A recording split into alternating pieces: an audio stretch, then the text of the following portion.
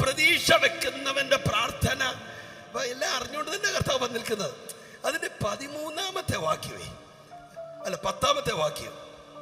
10-ാമത്തെ ശലോമോൻ ഈ കാര്യം ചോദിച്ചത് കർത്താവിന് പ്രസാദമായി. 11 വായിച്ചു. ദൈവം അവനോട് അരുളി ചെയ്തത് എന്നാൽ നീ ദീർഘായുസ്സോ സമ്പത്തോ ശത്രു സംഹാരമോ ഒന്നും അപേക്ഷിക്കാതെ ന്യായപാലനത്തിലുള്ള വിവേകം. അയ്യോ, അപ്പൊ നമ്മൾ കൊണ്ടുവന്ന സകല സാധനം പോയി. നമ്മൾ കൊണ്ടുവന്നതാണ് കർത്താവേ. നമ്മുടെ മെയിൻ പ്രാർത്ഥന സമ്പത്ത് ഇല്ല, ആർക്കും കാശ് വിഷയമില്ല. ഓ കർത്താവേ നന്ദി. മറ്റൊന്നാണ് ദീർഘായുസ്.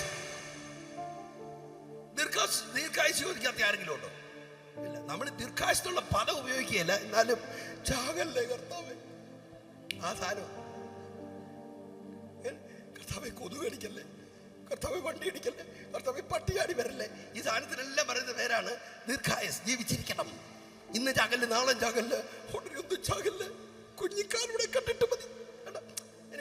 ദീർഘായുസ് ചോദിച്ചില്ല, സമ്പത്ത് ചോദിച്ചില്ല, ശത്രു സംഹാരം ചോദിച്ചില്ല. പിന്നെ നമ്മൾ ശത്രു സംഹാരം ഒന്നും ചോദിക്കുന്നില്ല. എന്നാലും ഒരു കുഞ്ഞു പണി കിട്ടിയാൽ നന്ദി കർത്താവേ, നീ എന്നെ ഓർത്തല്ലോ. അവിടെ ഒരു പണി കിട്ടിയതാ, എന്തോ ഒരു സുഖം തോന്നത്തില്ലേ? മിണ്ടുന്നില്ല. നിങ്ങൾക്ക് നല്ലപോലെ പണി തന്ന ഒരുത്തനെ അപ്പുറത്തെ അയൽവക്കക്കാരൻ അങ്ങോട്ട് പണിതപ്പം തോന്നി. ഉടനെ ഭാര്യയോട് പറയും, അവൻ ആർക്കും. പിന്നെ അന്നത്തെ ദിവസം കണ്ണുനീരും ദൈവിക ഇടപെടലും ദൈവ സാന്നിധ്യവും. ചിലരൊക്കെ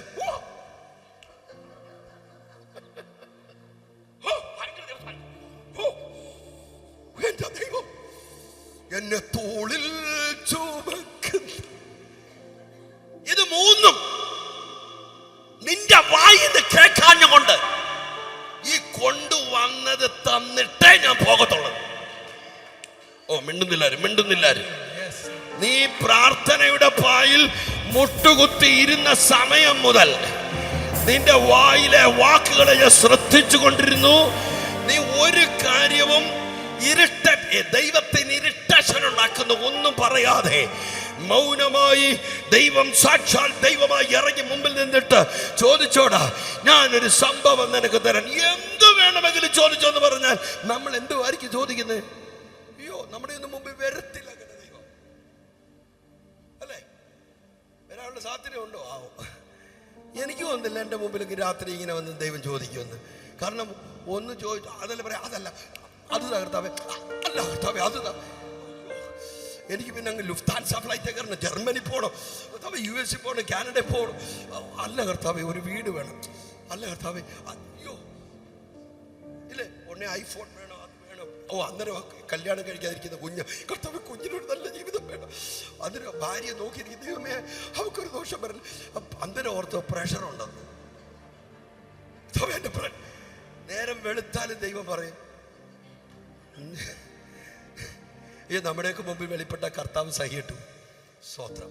പക്ഷെ ശലോമോന്റെ മുമ്പിൽ വെളിപ്പെട്ടിട്ട് കർത്താവ് പറയുക, നിന്റെ മുമ്പിൽ ഞാൻ വെളിപ്പെട്ടത് ചരിത്രമാക്കും. ഞാൻ ഇന്നത്തെ മീറ്റിംഗ് ചിലർക്കങ്ങ് ചരിത്രമാക്കും. ഈ പട്ടണത്തിൽ ആരും പറയാത്തത്, ഈ പട്ടണത്തിൽ ആരും ചോദിക്കാത്തത്, വർഷങ്ങളായി ഞാൻ പല മീറ്റിങ്ങുകളിലൂടെ കയറി ഇറങ്ങിയിട്ടുണ്ട്. പക്ഷെ ഒരു മീറ്റിംഗിൽ കേൾക്കാത്ത ഒരു ശബ്ദമുള്ള ചിലർ ഇതിനകത്തുള്ളത് ഓർത്ത് ദൈവത്തെ സ്തുതിക്കുന്നു.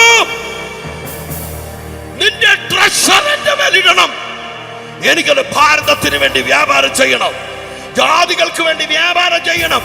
എവിടൊക്കെ പിശാച് ആരെയൊക്കെ കടിച്ചു കൊടയുന്നോ അവന്റെ പല്ലിനിടയിൽ നിന്ന് അവൻ പിടിവിട്ടിട്ട് അലറി ഓടത്തക്ക വിധത്തിൽ വളരെ ഗ്ലോറിയസ് ആയ ഒരു അനോയിന്റിങ്. ഓ പരിശുദ്ധാത്മാവിനെ ആധികമായി എനിക്ക് വേറൊന്നും ചോദിക്കാനില്ല കർത്താവേ. ചോദിക്കുന്നവർക്ക് എന്നെ സ്തോത്രം ചെയ്യും. ദൈവം ഇതെല്ലാം കൊണ്ട് കഴിഞ്ഞിട്ട് അത് മാത്രം ചോദിച്ചവരോട് പറയാണ്, നീ അപേക്ഷിക്കാത്ത കാര്യങ്ങളിലൂടെ ഞാൻ തരും, സമ്പത്ത് ഞാൻ തരും, മഹത്വം ഞാൻ തരും. ഇതെല്ലാം തന്നു. എന്നിട്ട് ദീർഘായുസിന്റെ വിഷയത്തിൽ ഒരു പ്രത്യേക വാക്യം എഴുതി, 14-ാമത്തെ വാക്യം, നിന്റെ അപ്പനായ ദാവീദ് നടന്നതുപോലെ നീ എന്റെ ചട്ടങ്ങളും കൽപ്പനകളും പ്രമാണിച്ച് എന്റെ വഴികളിൽ നടന്നാൽ ഞാൻ നിനക്ക് ദീർഘായുസ്സും തരും. ദീർഘായുസ്സും തരും. നീ ചോദിക്കാത്തതൂടെ തരുന്ന ദൈവത്തിനെ സ്തോത്രം പറ. ഇവിടെ എടുത്ത് പറയണ്ട, പക്ഷെ ചോദിക്കേണ്ടത് ചോദിക്കാതിരിക്കരുത്. ചോദിക്കേണ്ടത് ചോദിക്കാതിരിക്കരുത്. ഞാൻ ആ കണ്ടനങ്ങ് നിർത്തുകയാണ്. അതിന്റെ 16-ാമത്തെ വാക്യം. അനന്തരം വേശ്യമാരായ 2 സ്ത്രീകൾ രാജാവിന്റെ അടുക്കൽ വന്ന് അവന്റെ മുമ്പാകെ നിന്നു. ഇതെനിക്ക് ഞാൻ കഴിഞ്ഞിടെ ഒരു രാജ്യത്തായിരുന്നു. അപ്പോൾ എന്നെ ഒരാള് ഒരു പേഴ്സണൽ പ്രയറിന് വിളിച്ചു. ഞാൻ പറഞ്ഞു ഓക്കെ, ഞാൻ അങ്ങ് ഡള്ളായിരിക്കുകയാണ്. എന്നെ അങ്ങ് എന്താ ഒരു പാട്ടിൻ്റെ പേര് എന്തോ അടവി തെരക്കളോ അല്ലേ, മതി. ഞാൻ ഒത്തിരി സഹിച്ചു. എനിക്ക് ആ പാട്ടിനോട് ഒരു ഇതുമില്ല. ഞാൻ ഒരു പഴയ പാട്ടിനെ കുറ്റം പറയുന്നവനല്ല. എനിക്ക് പറയാൻ പറ്റുന്നത് ഞാൻ പഴയ പാട്ട് കേട്ട് രക്ഷിക്കപ്പെട്ടവനാണ്. ഞാൻ പറഞ്ഞത് അടുത്ത ഒരു തലമുറയെ ശ്രദ്ധിക്കാതെ എന്നെ സൂചിപ്പിക്കുന്നത് മാത്രം കേട്ടുകൊണ്ട് പോകാൻ നല്ലൊരു ഞായറാഴ്ച ദൈവം തന്നത്. ഹലോ, എനിക്ക് എൻ്റെ കൂടെ ഇരിക്കാൻ ഒരു ഭാര്യയുണ്ട്. പക്ഷെ എനിക്ക് എൻ്റെ മോളെ കൂടെ ശ്രദ്ധിക്കേണ്ടത് ആവശ്യമല്ലേ? അടുത്ത ജനറേഷനെ കൂടെ ഒന്ന് ശ്രദ്ധിക്കേണ്ടത് ആവശ്യമാണെന്ന് പറഞ്ഞത് മാത്രമേ എനിക്ക് ഓർമ്മയുള്ളൂ. എല്ലാം പിന്നെ വെടി പോയായിരുന്നു. സ്വോത്രം. അതാ ഞാൻ പറഞ്ഞേ.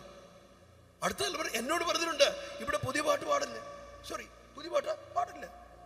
ഞാൻ ചോദിച്ചു അതെന്ത് പറ്റി? ആര്? അടുത്ത ഈ ജനറേഷനേ വിശാലാണ്. New generation. അപ്പച്ചൻ്റെ കയ്യിലിരിക്കുന്നത് എൻ്റെ കയ്യിൽ iPhone 5+ പുള്ളിയുടെ ഇരിക്കുന്നത് 9+. എന്നെ മൊത്തത്തിൽ എൻ്റെ തുണി തൂക്കി വിട്ടാൽ 2000 രൂപ കിട്ടും. പുള്ളിയുടെ ഒരു കോട്ട് വിട്ടാൽ മതി എനിക്കൊരു സെക്കൻഡ് ഹാൻഡ് കാർ വാങ്ങാം. ഞാനിവിടുത്തെ കപ്പയും ചക്കയും തിന്ന് ജീവിക്കും. പുള്ളിക്ക് ഇന്ത്യ പോലും പറ്റത്തില്ല. എന്താണ് ആ ന്യൂ ജനറേഷൻ കുഴപ്പം? അടുത്ത തലമുറയെ പിശാചിന് വിട്ടു കൊടുക്കാനോ? അവരെ വേണം. ഇതിനകത്ത് ഇരിപ്പുണ്ടല്ലോ കുറെ പിള്ളേര്, അവർക്ക് വേണ്ടിയല്ലേ മാതാപിതാക്കൾ കരയുന്നത്. ഇനി അവരുടെ അകത്ത് പിശാചാന്ന് പറയാൻ, എന്റെ കുഞ്ഞിനകത്ത് പിശാചാന്ന് പറയാൻ ഈ അപ്പനെ കിട്ടത്തില്ല. ആണെങ്കിൽ പോലും ഞാൻ സമ്മതിക്കത്തില്ല. അതെന്നാ കഴിഞ്ഞ തലമുറയ്ക്ക് പാട്ട് കൊടുത്ത ദൈവത്തിന് പുതിയ തലമുറയെ കണ്ടപ്പെടുത്തേന് അസ്വസ്ഥതയായോ? നോ. അവർക്ക് പാട്ട് കൊടുക്കും. കൊടുക്കുമോ? കൊടുക്കും. അവർക്ക് കൊടുത്തേ പറ്റൂ. ചോദിച്ചു കൊള്ളുക.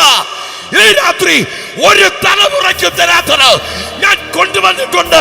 നീ ചോദിച്ചാൽ ഞാൻ നിനക്ക് തരും.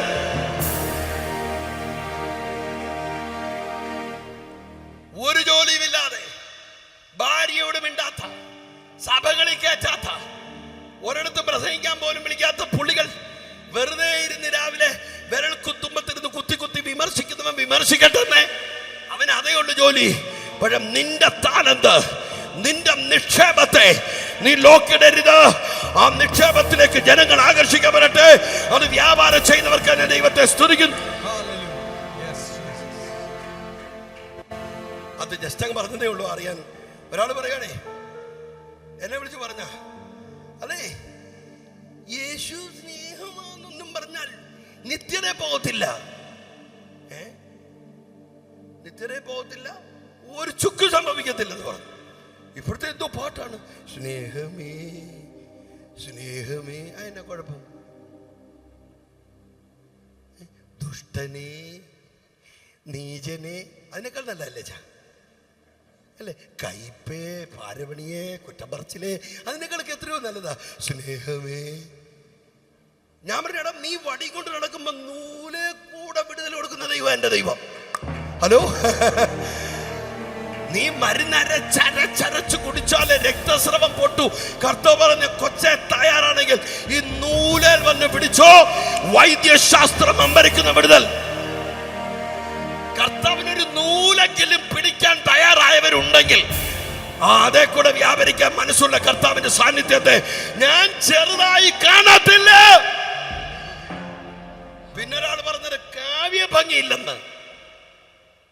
ആ പാട്ട് വെച്ചോണ്ട് എന്നോട് പറഞ്ഞ അടവി. ഞാൻ ആ പാട്ടിനെ കളിയാക്കത്തില്ല. I bless him. ആ എഴുതിയ ആളെ ബ്ലസ് ചെയ്യുന്ന എത്ര നല്ല പാട്ടുകളാ.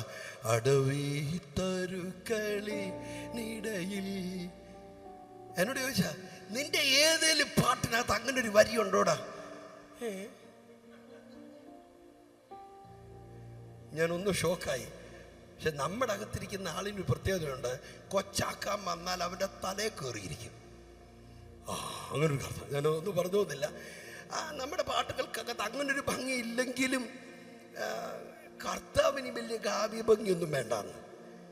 ശാസ്ത്രിമാരും മൂപ്പന്മാരും മഹാപുരോഹിതന്മാരും ഒരു സൈഡിൽ, മറ്റൊരു സൈഡിൽ ഏന്തി നടക്കുന്നവരും, ഒരു കണ്ണ് മാത്രം കാണുന്നവരും, വിരല് ചുരുണ്ടു പോയവരും, കൂനായി പോയവരും, രക്തസ്രവമുള്ളവരും, അവർക്ക് ഇച്ചിച്ചി എന്ന് തോന്നുന്ന 7 ഭൂതമുള്ളവരും, നാട്ടുകാരെ എറിഞ്ഞില്ലാതാക്കുമെന്ന് പറഞ്ഞ വ്യഭിചാരത്തിൽ പിടിക്കപ്പെട്ടവളും, ഇങ്ങനൊരു ഗ്യാങ്ങിനെ കൊണ്ടുപോകുന്ന കർത്താവ്, ഇങ്ങനൊരു ഗ്യാങ്ങിനെ കൊണ്ടുപോകുന്ന കർത്താവ്. എന്നിട്ട് കർത്താവ് പറയാ, നിങ്ങളുടെ മീറ്റിങ്ങിന് ആരെങ്കിലും ഒക്കെ വിളിക്കുകയാണെങ്കിൽ, ഡോക്ടറെ നമ്മുടെയൊക്കെ ഡോക്ടർ മക്കളില്ലേ, കല്യാണമായോ? അല്ല, എൻഗേജ്മെന്റ് ആയി. ഓക്കെ, ആ കല്യാണത്തിന് ആരെയൊക്കെ വിളിക്കുന്നത് നമുക്ക് നോക്കാം. ചില വെല്ലുവിളിയായി പോയി, എന്നോട് ഇതാരും ചോദിക്കല്ലേ എന്ന് പറഞ്ഞ് നടക്കുക ഞാൻ. പക്ഷെ എനിക്കത് ഡോക്ടറോട് ചോദിച്ചൊരു പണി കൊടുക്കാമല്ലോ. സ്വത്രം. കർത്താവ് പറയാ, സ്നേഹിതന്മാരെ വിളിക്കരുത്,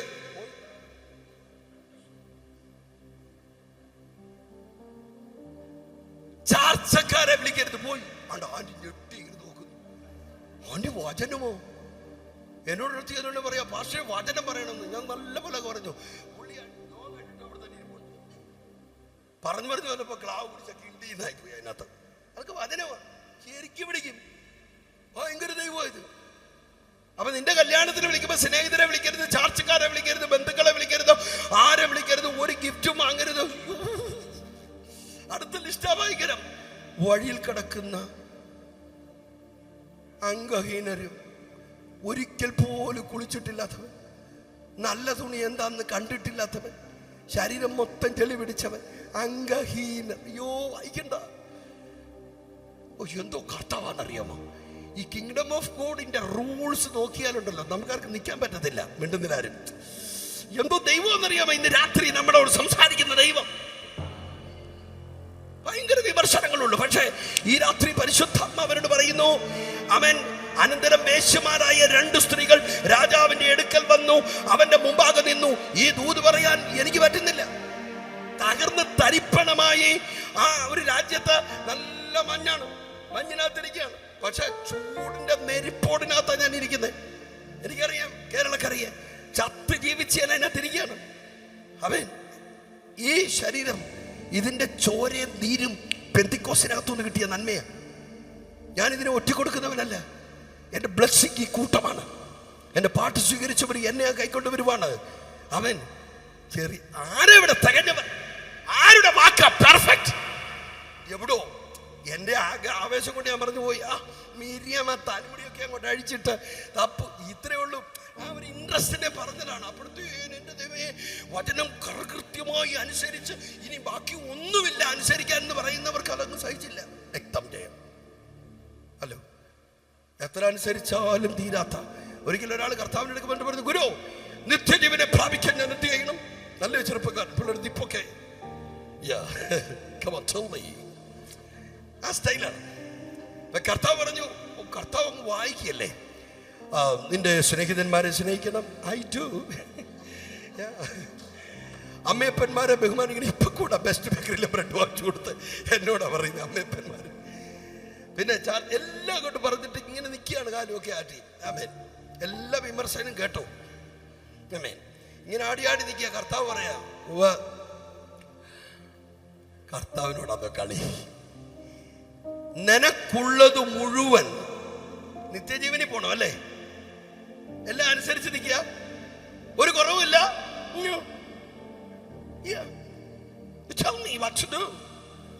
കേട്ടോടാ, നിനക്കുള്ളത് മുഴുവൻ വിറ്റ് ദരിദ്രന്മാർക്ക് കൊടുക്ക. ഇവിടെ ഒരാള് 2 കാറുണ്ട്. ഒരു കാറ് പഴയതായിരുന്നു, വേറൊരു കാറ് കൊടുത്തു. പുള്ളി പ്രസംഗത്തിൽ പറയാണ്, എന്നെ മറ്റേ കാർ ഞാൻ സുവിശേഷ വിലയ്ക്ക് കൊടുത്തു, നിങ്ങൾ കൊടുക്കുമോ? യോഗം കഴിഞ്ഞപ്പോ ഞാൻ പുള്ളിയോട് ചോദിച്ചു, ശരിക്കും ആ മറ്റേ കാർ ആർക്കാ കൊടുത്തേ? എന്റെ ചേട്ടന്. ആർക്കാ കൊടുത്തേ? എന്റെ ചേട്ടന്. നിനക്കുള്ളത് മുഴുവൻ വിറ്റ് ദരിദ്രന്മാർക്ക് കൊടുക്കണം. ദരിദ്രന്മാരുടെ പുറകെ വീട് അഡ്രസ് തപ്പിച്ചെന്നു അവന്റെ ആയുസിൽ കൊടുത്തു തീർക്കത്തില്ല. ചുമ്മാ എവിടെയെങ്കിലും കൊടുത്തിട്ട് ചാരിറ്റിക്ക് കൊടുത്തെന്ന് പറഞ്ഞ് നടന്നാലൊന്നും പറ്റത്തില്ല. ദരിദ്രന്മാർക്ക് അഡ്രസ് ചെയ്ത് കൊടുക്കണം. ഇതെല്ലാം കൊണ്ട് പറഞ്ഞിട്ട് കർത്താവ് ഇങ്ങനെ നോക്കി നിൽക്കുമ്പോൾ അവന്റെ അടുത്ത് നിന്ന് ഐഡിയ പറഞ്ഞു കൊടുത്ത ഒരു പിശാചുണ്ടല്ലോ, ഗുരു നിത്യജീവനെ പ്രാപിക്കാൻ ഞാൻ എന്ത് ചെയ്യണമെന്നത് ചോദിക്കേ അവനോട് എന്ന ഐഡിയ പറഞ്ഞു കൊടുത്ത പിശാചില്ലേ. പുള്ളി പറഞ്ഞു, കിട്ടിയില്ലയോ, ഇനിയിപ്പോ ടെൻഷനൊന്നും ഇല്ലല്ലോ, വാ നമുക്ക് പോവാം. തോളിലോട്ട് അങ്ങോട്ട് കൈയിട്ട് തിരിഞ്ഞ പോന്ന പോക്കി കർത്താവിനെ നോക്കി, താങ്ക് യു, ഇവനൊക്കെ ഇതിലും വലുത് കൊടുക്കണം, എന്നൊരു ചാൻസ് കിട്ടിയാൽ തന്നേക്കാം, സീ യു ബൈ. കർത്താവ് കമന്നൊരു ആത്മാവാന്ന് പറഞ്ഞ് വീണോന്നില്ല. കർത്താവ് പറഞ്ഞു, ഇങ്ങനെയുള്ളവനെ കൊണ്ടേ പോകാവൂ. സ്വത്രം വളരെ ശ്രദ്ധിക്കണം. ഞാൻ ആ വീടിനകത്ത് അസ്വസ്ഥപ്പെട്ടു. വീട്ടിലോട്ട് പോകാൻ ദൂത് ചോദിച്ചപ്പോ ദൈവം തന്നെ ദൂത് എന്നറിയാമോ? 1 രാജാവ് 3:16. അനന്തരം വേശ്യമാരായ 2 സ്ത്രീകൾ എന്നെ വിളിച്ച, ആന്റി അവിടെ പോയി ദൂത് പറയണം, ഒരു വീട്ടിൽ 2 വേശ്യ. ഞാൻ ടെൻഷൻ അടിച്ച് അവര് വന്നു, കാറെ കയറി. ഞാൻ പറഞ്ഞു, നോ നോ നോ, ഇതൊക്കെ എന്റെ തോന്നല, നെഗറ്റീവ് തോട്ട്സ്, ഇതെല്ലാം പറഞ്ഞ് ആട്ടി ഞാൻ ഇരുന്നു. ആ വീട്ടിൽ ചെന്നപ്പോ 2 അമ്മച്ചിമാർ, 2 70+ പറന്നിരുന്ന് ആരാധിക്കുക. ഞാൻ കണ്ണടയ്ക്കുമ്പോ ഈ വാക്യം വരുന്നത് 1 രാജാവ് 3:16, 2 വേശ്യമാർ. എന്റെ കർത്താവേ, ഇതൊരു ചതിയായി പോയല്ലോ. നമുക്ക് മനസ്സിലാക്കാൻ പറ്റത്തില്ല. ആർക്കും കൊടുക്കാത്ത ഒന്ന് നിന്റെ കയ്യിൽ കയറിയാൽ ആർക്കും വെളിപ്പെടാത്ത ദൂതായിരിക്കും നിനക്ക് വെളിപ്പെടുന്നത്. ആരുടെയും എടുക്കൽ വരാത്ത വിഷയങ്ങളായിരിക്കും നിന്റെ അടുക്കൽ വരുന്നത്.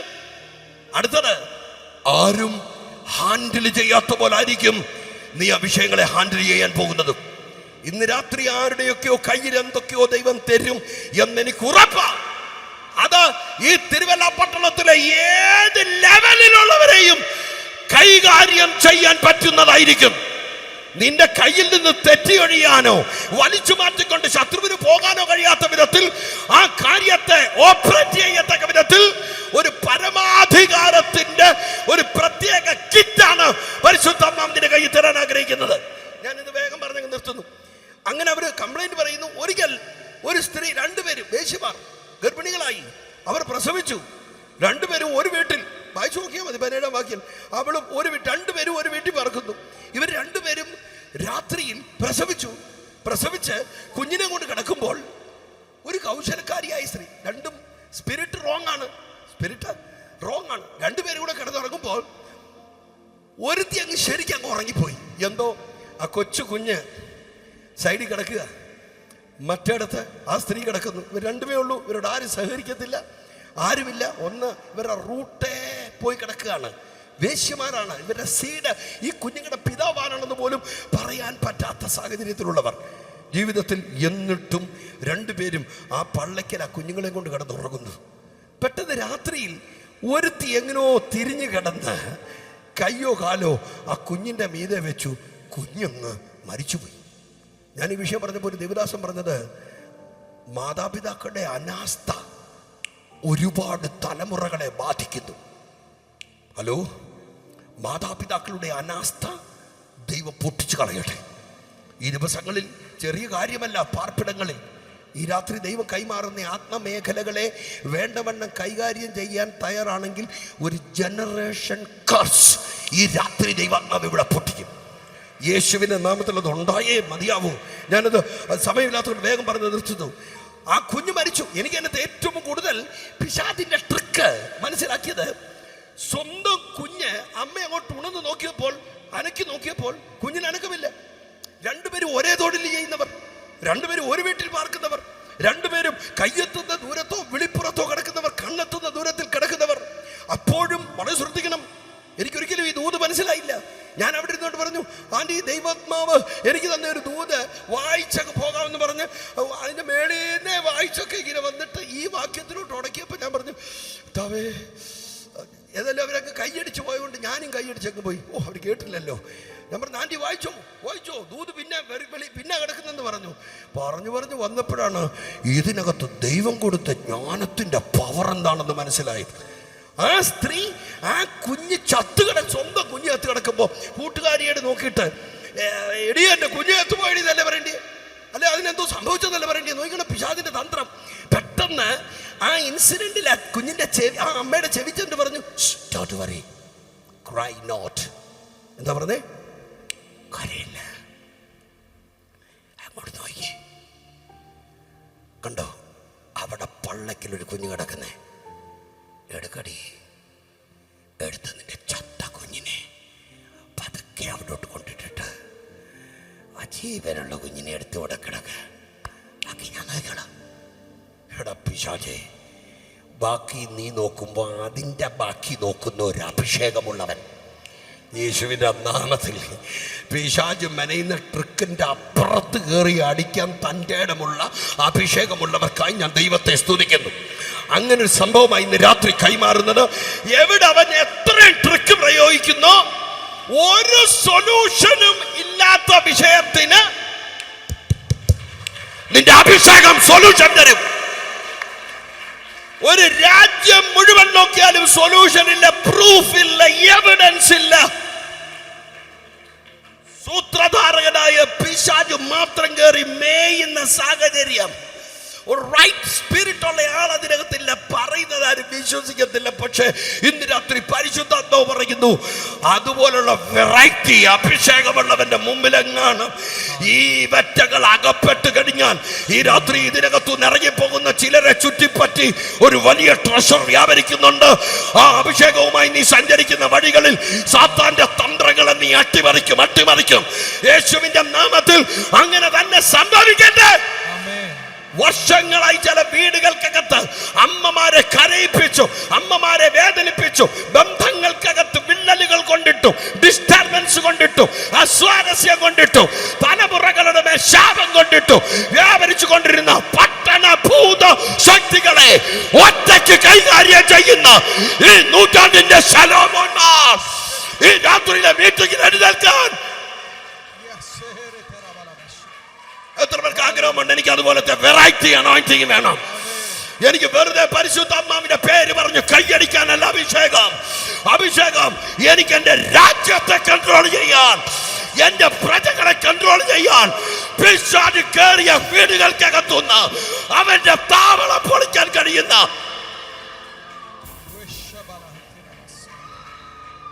അമ്മമാരെ, നിങ്ങൾ പ്രസവിച്ച മക്കളെ നിങ്ങളുടെ പള്ളയ്ക്കുന്ന വലിച്ചു മാറ്റുന്ന പിശാചിന്റെ കുതന്ത്രങ്ങൾ ഇന്ന് രാത്രി ചില അമ്മമാരോട് പറയുന്നു, നിന്റെ ജനറേഷനെ നിന്റെ കയ്യിൽ തിരിച്ചു തരാൻ, നിന്റെ തലമുറയുടെ നന്മ നീ തന്നെ കാണാൻ, അവരുടെ സന്തോഷം നീ തന്നെ അനുഭവിക്കാൻ.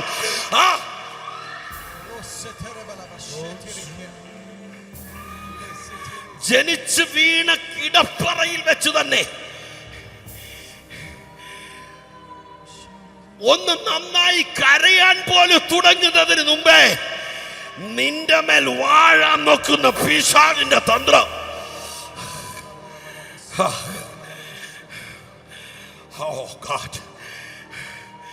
അതിനകത്തൊരു വാക്യം ഇങ്ങനെയുണ്ട്. അതിങ്ങനെ വാക്യം എന്നറിയാമോ? 22-ാമത്തെ വാക്യം. രാജാവിന്റെ അടുക്കൽ രണ്ടുപേരും ചെന്നു. അപ്പൊ ഞാൻ പറയുന്നു, പാസ്റ്റേ, ഈ അഭിഷേകമുള്ള ഒരാളെങ്കിലും ഈ ദേശത്തുണ്ടെങ്കിൽ ഒറ്റ വീടിനകത്തും ഫ്യൂണറൽ അകാരണമായി നടക്കത്തില്ല. നിന്റെ വീടിനകത്ത് നിന്റെ തലമുറയെ മാറി മാറി തകർക്കാൻ നോക്കുന്ന പിശാചിന്റെ വിഷയത്തിന്റെ സൊല്യൂഷനുള്ള സഭയായി ഈ ഹോളി സ്പിരിറ്റിന്റെ എൻകൗണ്ടർ മാറട്ടെ. യേശുവിന്റെ നാമത്തിൽ നിന്നെ തപ്പി വരുവന്നേ ഈ അഭിഷേകമുള്ള നിന്റെ പുറകെ വരും. ഈ അഭിഷേകമുള്ള നിന്റെ പുറകെ ഒരു രാജ്യം മുഴുവൻ ക്യൂ നിൽക്കത്തക്ക വേണം. അതിന്റെ വാക്യം എങ്ങനെയാണ്? ജീവനുള്ളത് എൻ്റെ കുഞ്ഞ്, മരിച്ചത് നിന്റെ കുഞ്ഞ് എന്ന് പറഞ്ഞ്, ഇവളോ മരിച്ചത് നിന്റെ കുഞ്ഞ്, ജീവനുള്ളത് എൻ്റെ കുഞ്ഞ് എന്ന് പറഞ്ഞു. എഴുതിയിരിക്കുന്ന വാദം ഇങ്ങനെയാണ്, ഇങ്ങനെ അവർ രാജാവിന്റെ മുമ്പാകെ തമ്മിൽ വാദിച്ചു. തമ്മിൽ ഒന്ന് പറഞ്ഞേ, തമ്മിൽ വാദിച്ചു. ചില ജനറേഷന്റെ പുറകിലുള്ള വാദം ഈ രാത്രി ദൈവം പൊളിക്കട്ടെ. നീ പിറന്നു വീണ നാള് മുതൽ നീ കടപ്പറയിൽ കിടന്ന് നിന്റെ കുഞ്ഞിക്കൈയും കുഞ്ഞിക്കാലും ചലിപ്പിക്കാൻ തുടങ്ങിയ അന്ന് രാത്രി മുതൽ തുടങ്ങിയ വാദങ്ങൾ നീ ജീവിച്ചിരിക്കാൻ പാടില്ല. അവര് തകർന്ന പോലെ നീയും തകരണം. അവിടെ മയക്കുമരുന്നടിച്ച് വണ്ടി ഓടിച്ച് ആത്മഹത്യ ചെയ്ത് അവൻ നശിച്ചു പോയവരുടെ ഗണത്തിൽ നീയുമാകണം. കിഡ്നി അടിച്ചു പോയവരുടെ ഗണത്തിൽ നീയുമാകണം. ഇന്ന് ആരോട് ബാധിക്കുന്ന പിശാച്? നിന്റെ കിഡ്നിക്ക് നേരെ ബാധിക്കുന്ന സംഭവം യേശുവിന്റെ നാമത്തിൽ അതിനെ ബ്രേക്ക് ചെയ്യാനുണ്ട്. പറ പിശാചേ, നീ ഒത്തിരി എണ്ണത്തിനെ ഇവിടുത്തെ ആശുപത്രികളുടെ മോർച്ചറികളിൽ കയറ്റി കാണും. പക്ഷെ നിന്റെ വാദം ഇനി ഞങ്ങളുടെ ശരീരത്തിന് മേലെ ഏറിക്കത്തില്ല. വാദങ്ങളെ ബ്രേക്ക് ചെയ്യാൻ പരിശുദ്ധാത്മാവ് ഇടപെടുന്നതോർത്ത് ഞാൻ ദൈവത്തെ സ്തുതിക്കുന്നു. ഒത്തിരി ദൂതുകളുണ്ട്.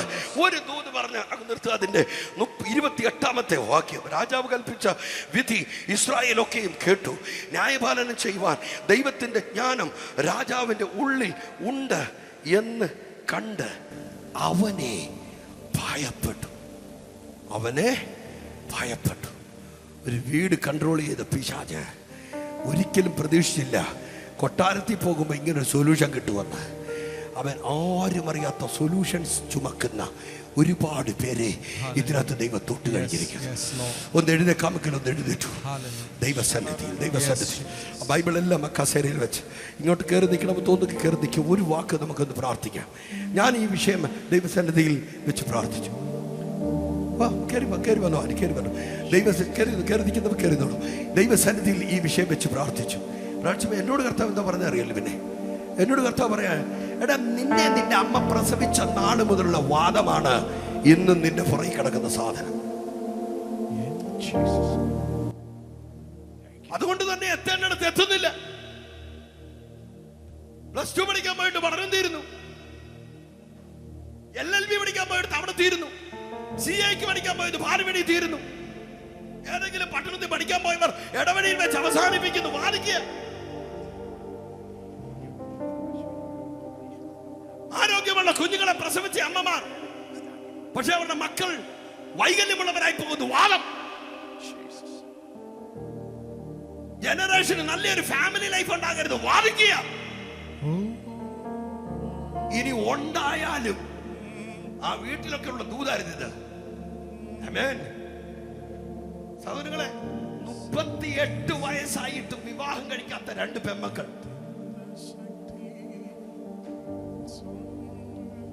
ഒരെണ്ണം വിവാഹം കഴിച്ചിട്ടും ഒരു 10 ദിവസം പോലും ജീവിക്കാൻ അനുവദിക്കാത്ത മറ്റൊരു മകൾ.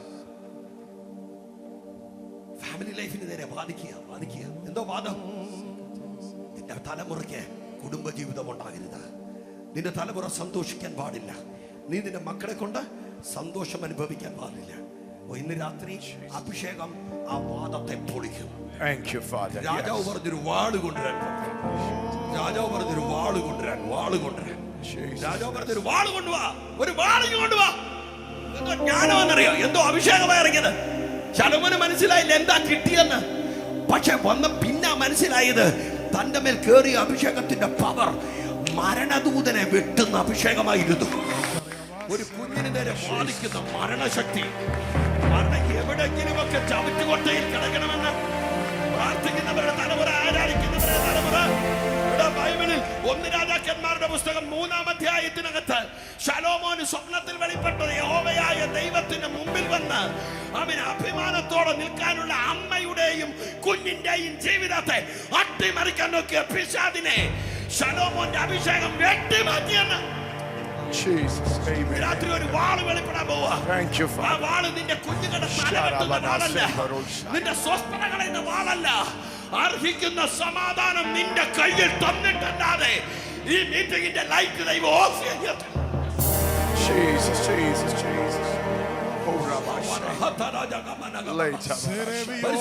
ചില വീടുകൾക്കകത്തെ വർഷങ്ങളായ ഞരക്കം സ്വീകരിച്ചോണം. ജനിച്ചു വീണ നാള് മുതൽ കല്യാണം കഴിച്ചിട്ട് ഇത്രയും പ്രായമായിട്ടും എനിക്ക് 2 മക്കളുണ്ടായിട്ടും എവിടെ എത്തേണ്ടവരായിരുന്നു നമ്മൾ? എവിടൊക്കെ നമ്മുടെ നല്ല സമയങ്ങൾ തുള്ളനും വെട്ടിക്കളിയും തിന്നു കളഞ്ഞ് ഇല്ലാതാക്കുക. പോരാട്ടം പറഞ്ഞു എവിടെങ്കിലും ഒക്കെ ഇടിഞ്ഞിടിഞ്ഞ് കിടക്കുക. ഇന്നും നന്മ കൈകൊണ്ട് അനുഭവിക്കേണ്ട പലരും കൈനീട്ടി കടം വാങ്ങിച്ചു നടക്കുകയല്ലേ? ഹലോ, ഇസ്രായേൽ മക്കൾ വന്ന വഴിയിൽ അവരെ വഴിക്കിട്ട് ആക്രമിച്ച പിശാചിനോട് കണക്ക് തീർക്കാൻ നിന്റെ അഭിഷേകത്തിനകത്ത് കരുത്തുണ്ടെന്ന്. ഇത് നിനക്ക് അടങ്ങിയിരിക്കാനുള്ള സമയമല്ല. നിന്റെ അഭിഷേകം, നിനക്ക് കിട്ടിയ ജ്ഞാനം പിശാചിന്റെ വായടക്കുന്നതാക്കി മാറ്റാൻ യേശുവിന്റെ നാമത്തിൽ, യേശുവിന്റെ നാമത്തിൽ, യേശുവിന്റെ നാമത്തിൽ ഈ കുഞ്ഞുങ്ങൾക്ക് വേണ്ടി ദൈവം ഒരുക്കിയിരിക്കുന്ന മുഴുവൻ അധികാരങ്ങളും എല്ലാ നന്മകളും അവരുടെ മേൽ വന്ന് കയറേണ്ടതിനെ സഭ പ്രാർത്ഥിക്കുക. യേശുവിന്റെ നാമത്തിൽ ഒരൊറ്റ ഫാമിലിക്കകത്തും പിശാച് കളിച്ചു ജയിക്കാൻ